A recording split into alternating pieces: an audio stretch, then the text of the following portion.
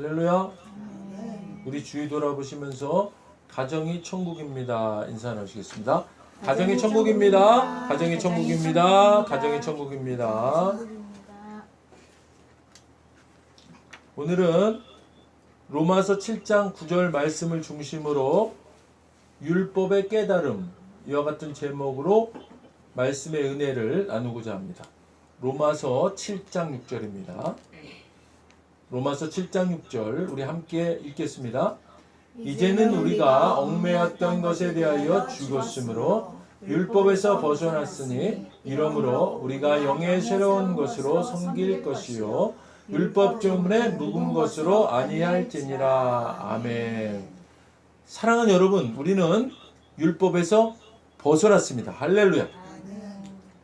그런데요, 여기서 말하는 이 율법은 혹 십계명이 아니지 않나요? 자, 문맥을 살펴보겠습니다. 성경은 문맥 안에 답이 있습니다. 로마서 7장 7절 상반절 함께 읽겠습니다. 그런즉 우리가 무슨 말을 하리요? 율법이 죄냐? 그럴 수 없느니라. 아멘. 자, 오히려 반대지요. 지난주에 말씀드렸던 컵에 더러운 침전물이 바닥에 가라앉아 있어서 마셔도 되는 맑은 물로 보일지라도 티스푼으로 그것을 휘저으면 바닥에 가라앉아 있는 더러운 침전물이 올라오는 것과 같이 율법은 그 티스푼과 같은 역할을 한다고 하지 않았습니까? 자, 티스푼이 무슨 죄가 있습니까? 티스푼은 잘못이 없습니다. 로마서 7장 7절 중반절입니다. 함께 읽겠습니다. 율법으로 말미암지 않고는 내가 죄를 알지 못하였으니. 아멘. 자, 여기서의 이 율법이 예식법입니까? 십계명 율법입니까? 자, 우리 더 읽어보겠습니다. 로마서 7장 7절 하반절입니다. 함께 읽겠습니다. 곧 율법이 탐내지 말라 하지 아니하였더라면 내가 탐심을 알지 못하였으리라. 아멘. 자, 사도 바울의 말은 율법에 있는 탐심을 가졌던 겁니다. 자, 문맥상으로 보면 매우 명확해집니다. 그러니까 여기서 말하고 있는 이 율법은 예식법이 아니고 십계명임이 분명해졌습니다. 그렇다고 오늘날 간음하고 부정부패하고 거짓말하고 내로남불 반칙해도 된다는 말입니까? 아닙니다. 자, 로마서 7장 6절 우리 다시 한번 보겠습니다. 자, 우리 함께 다시 한번 읽겠습니다. 이제는 우리가 얽매였던 것에 대하여 죽었으므로 율법에서 벗어났으니 이러므로 우리가 영의 새로운 것으로 섬길 것이요 율법 조문에 묵은 것으로 아니할지니라. 아멘. 자, 이 의미를 자세히 설명해 드리겠습니다. 자, 이제 우리는 율법에서 벗어나 영을 따르게 되었습니다. 이 구절을 이해하기 쉽게 현대인의 성경 번역본 표현으로 함께 보도록 하겠습니다. 로마 7장 6절 현대인 번역입니다. 우리가 읽었던 그 말씀을 다른 번역으로 다시 한번 우리 읽도록 하겠습니다. 읽겠습니다.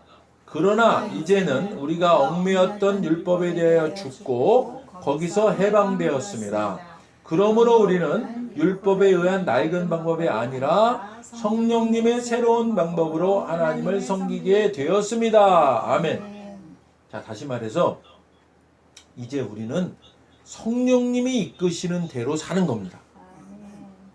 율법은요, 간음하지 말라고 합니다. 단지 그렇게 말할 뿐입니다. 하지만 성령님은 아내를 위해 적극적으로 사랑해라 이렇게 하는 겁니다. 성령님은요, 이렇게 인도하시는 겁니다. 사랑한다고 말하거라. 진심으로 말하거라. 하나님의 영은 이런 것들을 가르쳐 주시는 겁니다. 율법은요, 단지 간음하지 말라고 할 뿐입니다. 자, 겉으로만 보면요, 율법을 잘 지키는데도 배우자를 사랑하지 않을 수 있습니다. 간음은 저지르지 않지만 배우자를 사랑하지 않는 분들이 있습니다. 사랑하는 여러분, 이게 거룩한 삶입니까? 간음을 저지르지 않으니까 배우자를 사랑하지 않아도 거룩한 삶을 산다고 말할 수 있는 겁니까? 그렇다고 말할 수 있는 거 아니지 않습니까?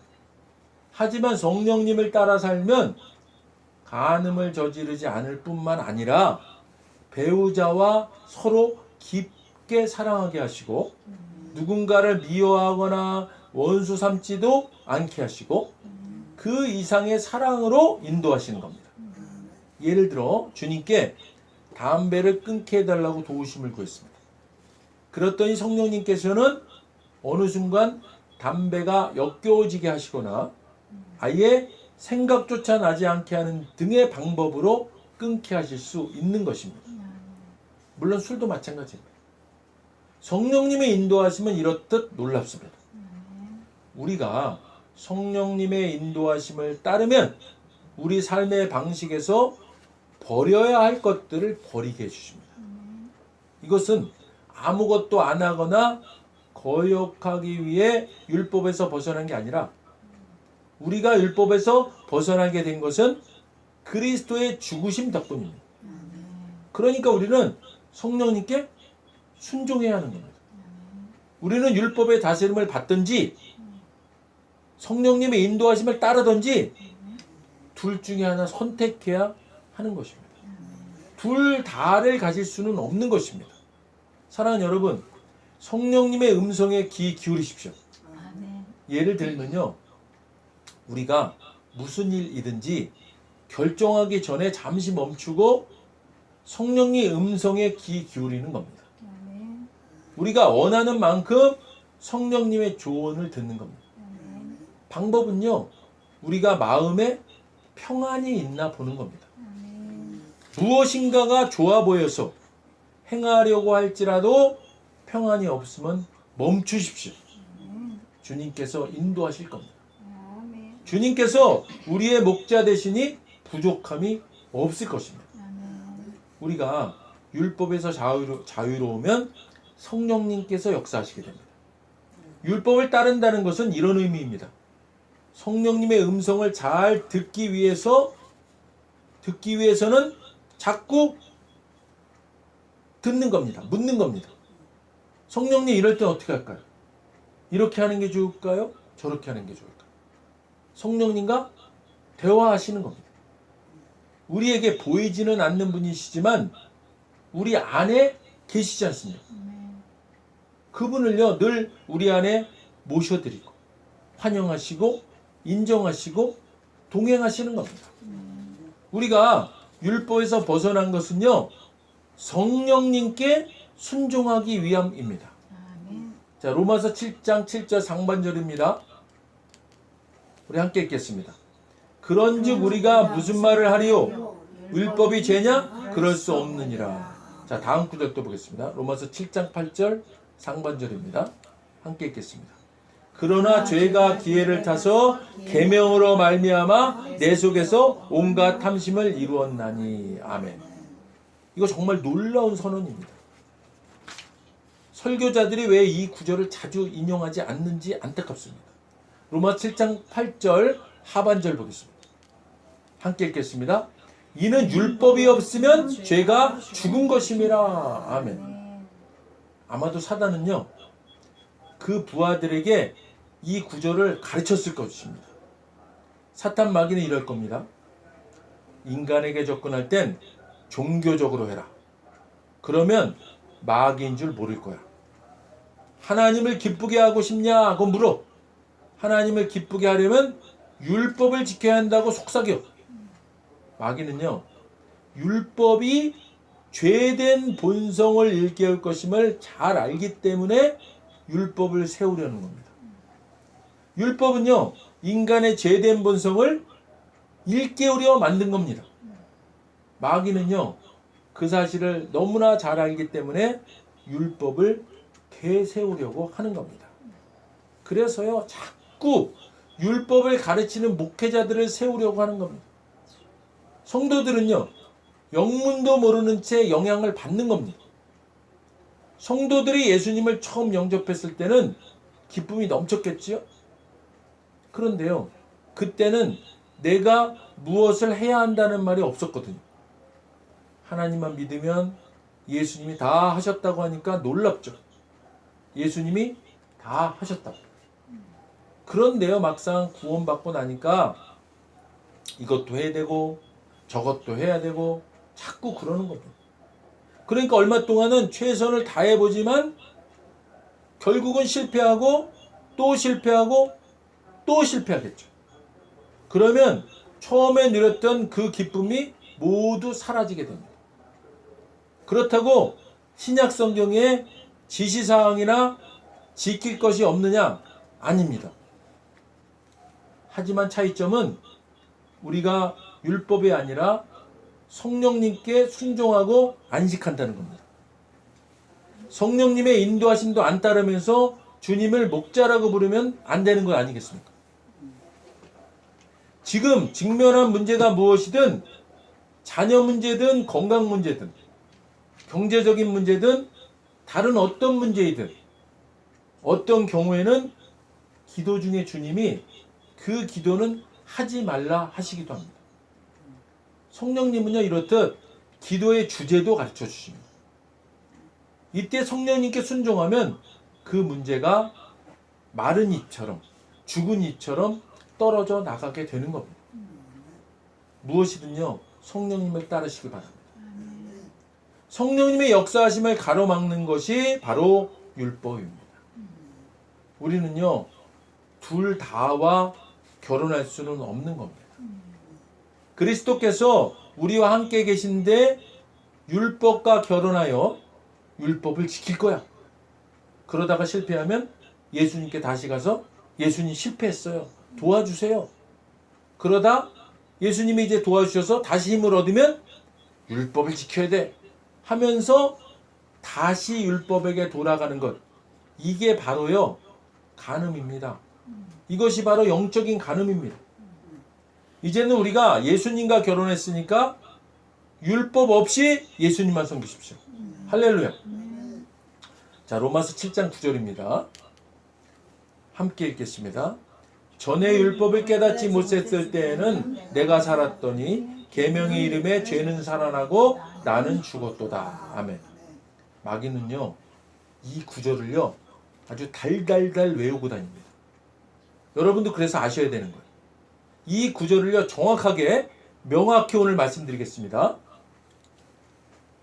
계명의 이름에 죄는 살아나고, 사탄은요 어떻게 죄를 살아나게 할지 혈안이 되어 있습니다. 율법을 알려라. 마귀는요 이렇게 하지 않습니다. 간음은 괜찮은 일이야. 간음해도 문제없어. 이렇게 말하지도 않습니다. 오히려 이렇게 속삭이죠. 간음을 저지르지 마라. 간음은 안 된다. 그런데요 안 된다고 하면 할수록 마음속 죄된 본성이 솟구쳐 오르는 겁니다. 음란한 생각도 문제라고 칩시다. 그래서 하루는 아침에 주님, 예수님 이름으로 결심하오니 의지를 주옵소서. 예수님의 이름으로 나는 어떤 여성에게도 음욕을 품지 않겠어. 나는 음심을 품지 않겠어. 어떤 여자도 훔쳐보지 않겠어. 그런데요 억누르면 억누를수록 더욱 고개를 치켜듭니다. 이건 안식하는 삶이 아니죠. 아무리 다짐하고 결심해도 우리 힘으로는 잘 되지 않는 것입니다. 사랑하는 여러분, 죄로부터의 탈출은요 내가 어떤 신분이고 그래서 누구인지를 인식하고, 그렇기 때문에 나는 죄와 가까이 할 수 없다라는 자각이 문제를 해결해 주는 것입니다.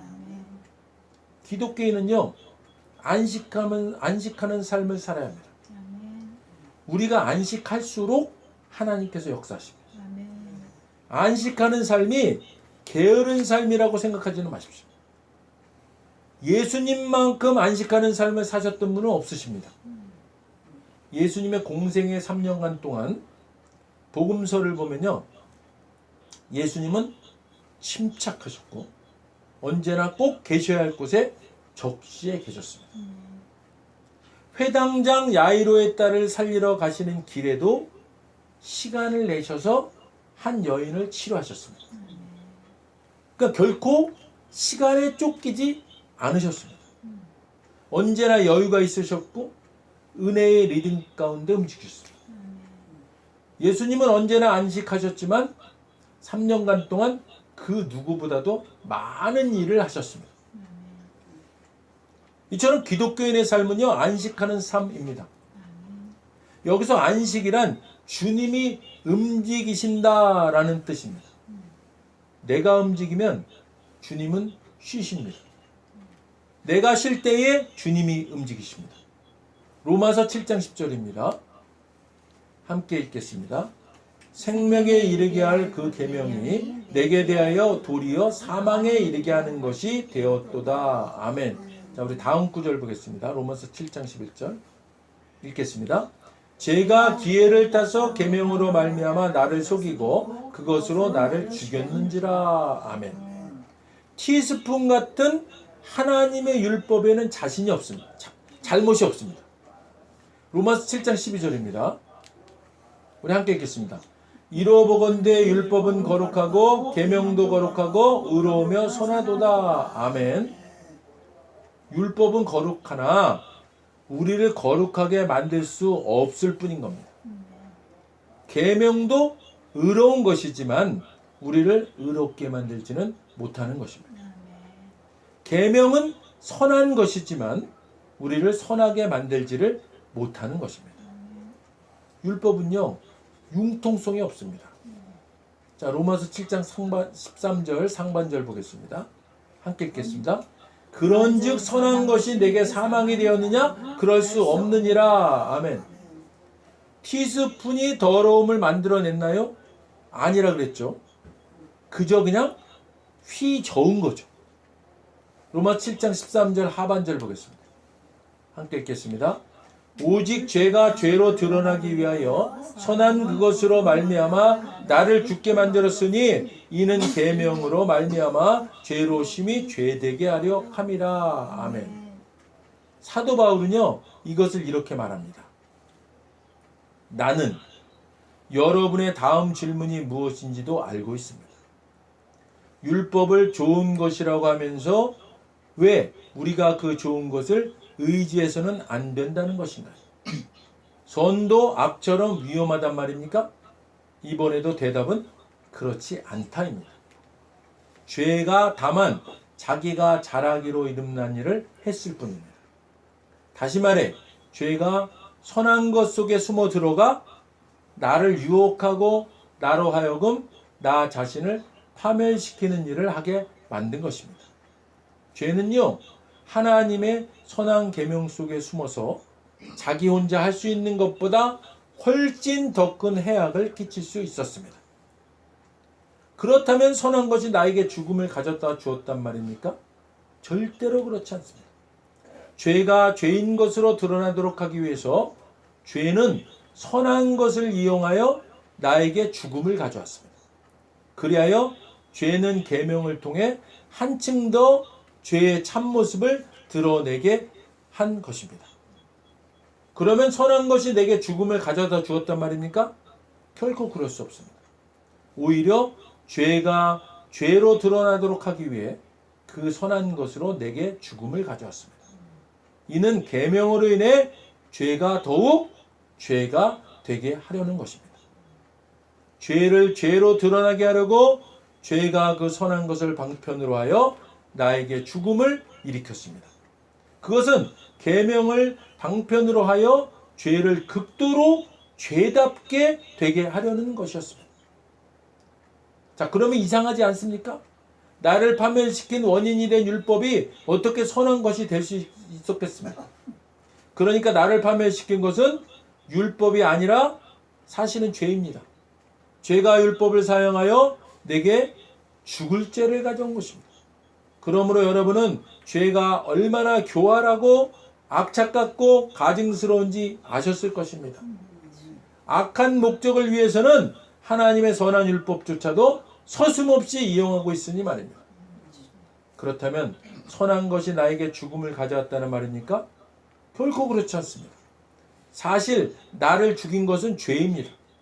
죄가 죄로서의 본성을 드러내기 위해 선한 그것을 이용하여 나를 죽였으니 죄는 계명으로 철저하게 악한 성격을 띠게 되었습니다.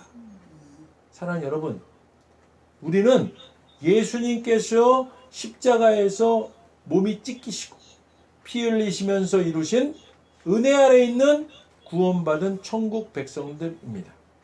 믿으시면요 크게 아멘 하십시오. 아멘. 이제 우리에게는 결코 정죄함이 없음을 믿으시기 바랍니다. 우리들의 과거, 현재, 미래의 모든 죄까지도 예수님의 십자가 죽음을 통해서 완전히 해결되었음을 믿으시길 바랍니다. 우리들의 구원은 믿음으로 말미암은 전적인 하나님의 은혜로 받은 것입니다. 우리들의 어떠한 행위로 인한 구원이 아님을 정확히 하시기 바랍니다. 우리가 입술로 고백한 믿음도 주님께서 우리를 택하셔서 고백할 수 있도록 베푸신 전적인 은혜의 선물이심을 아시기 바랍니다. 자, 이제 정리하겠습니다.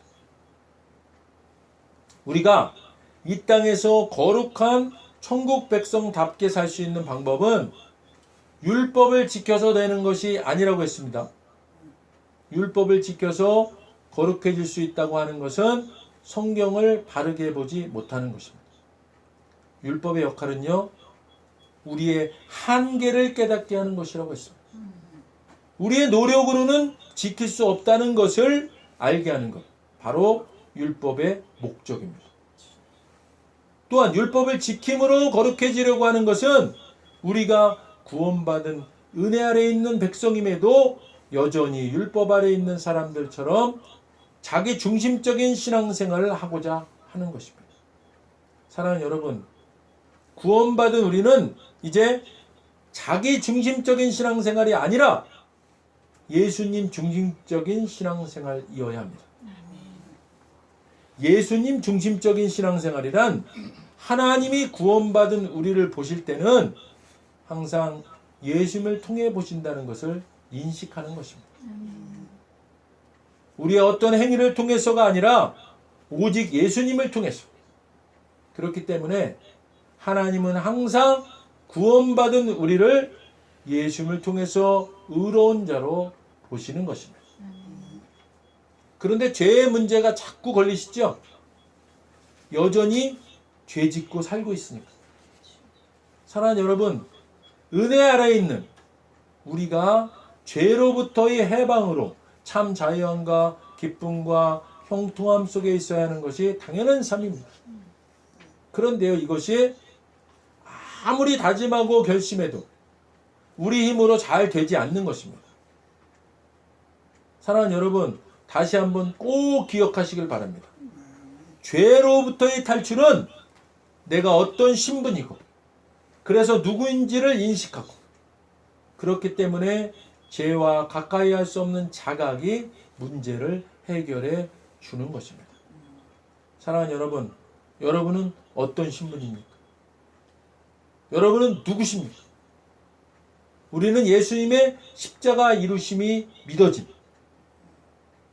은혜로 구원받은 천국 백성 신분으로서 하나님이 아빠, 아버지이신 아들과 딸들 된 자들입니다. 이것을 인식하고 사는 삶. 그래서 죄는 우리와 가까이 할 수 없다는 것을 자각하는 것. 이것이 율법으로부터의 속박에서 해방되고 죄로부터의 탈출을 이루고 은혜 아래에서 참 자유함을 누릴 수 있게 하는 것입니다. 이제 우리는 우리 안에 계신 성령님을 환영하고 인정하고 모셔드리고 그분께 묻고 그분께 요청하고 그분과 동행하는 삶을 살아감으로써 우리 삶 속에 늘 역사하시는 성령님을 체험하시게 될 것입니다. 할렐루야. 기도하겠습니다.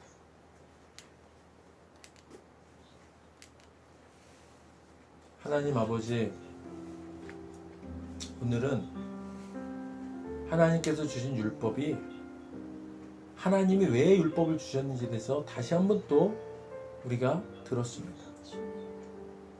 율법을 지킴으로 우리가 거룩해지는 것도 아니고 율법을 지키려고 노력하는 것으로 하나님이 의롭다고 하는 것도 아니고 율법은 다 지켜야만 그 율법의 목적을 달성하는 것인데 우리는 다 지킬 수 없는 존재임을 깨닫는 것.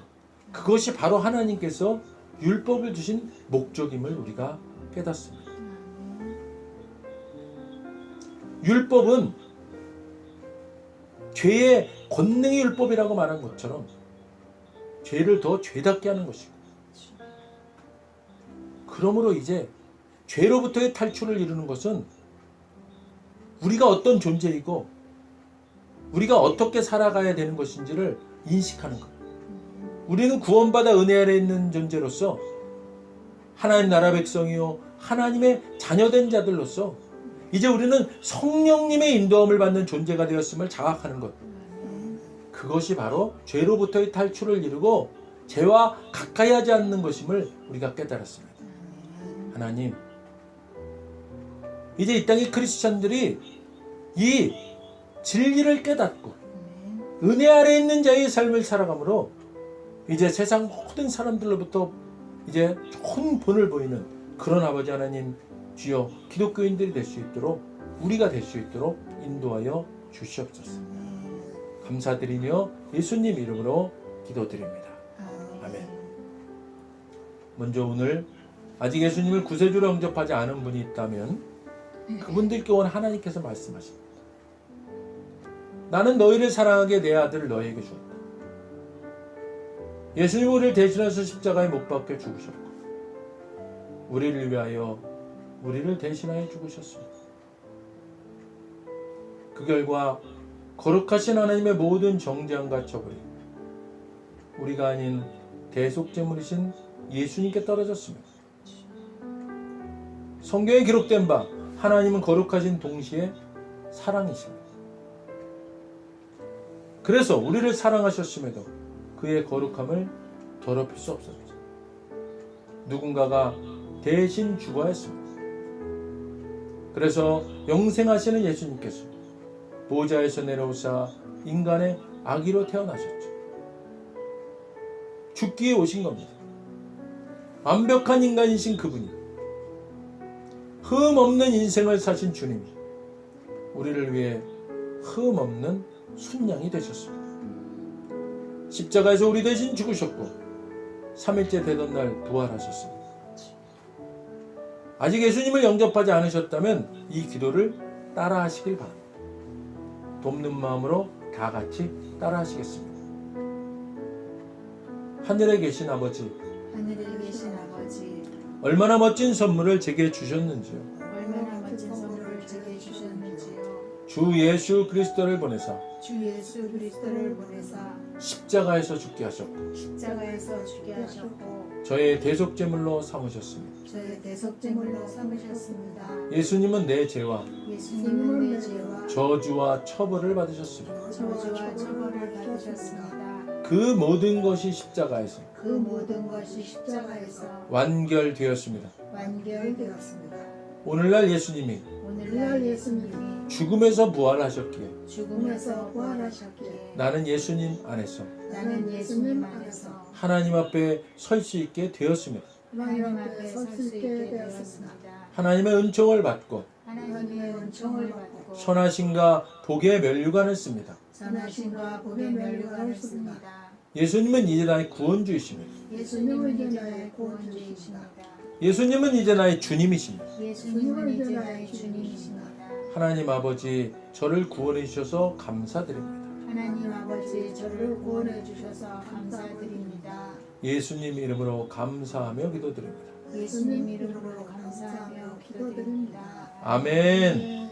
오늘 진심으로 따라하신 이 영접 기도가 믿어지는 은혜가 임하신 분 구원 받으셨습니다. 할렐루야.